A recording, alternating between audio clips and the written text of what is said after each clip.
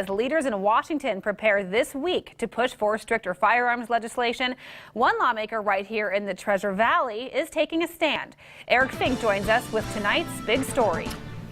Rachel, tomorrow marks 1 month since a masked gunman broke into a Connecticut elementary school and killed 20 small children and 6 adults. Next week, President Obama begins his second term, one he hopes will see tougher gun laws. Tonight, one Idaho lawmaker calls out the president and his team. One man should not be dictating the law in this country, and that's really where the fear comes from. Nampa State Representative Christy Perry and her husband had a table this weekend at Boise's first gun show since the Sandy Hook shootings.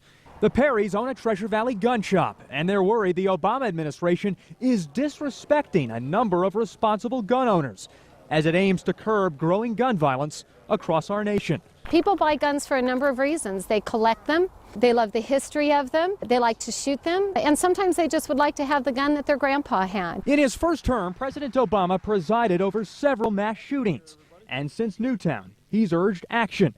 This last week, Vice President Joe Biden headed a task force that met with the NRA and other groups to come up with a plan to enact stricter gun laws.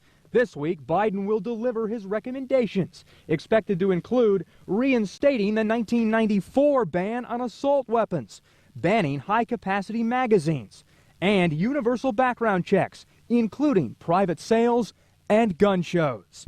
We talked with one gun owner who says inside, demand is the highest he's ever seen. Self-loading automatic rifle, any type of a magazine that will hold greater than 20 rounds is pretty much all, it's name your price. Both Edwards and Perry say while the administration goes after guns, it's missing the larger issue. There's nowhere to house the mentally ill, so it's a recipe for disaster. It shouldn't infringe on, folks like us at all. It's not my problem. Because if you go back and look at almost all these shootings, almost every single one of them includes really a person who had an issue beginning with a mental illness. Vice President Biden says the task force also focuses on adding resources to the mental health field. But this lawmaker fears those in Washington are pushing an agenda without respecting the laws they're sworn to uphold. Gun owners are very much in favor of balancing public safety and gun ownership, but they really feel like in this particular case, this is a rubber stamp process and it's going to be shoved through on an executive order, and that violates every right that I can think of.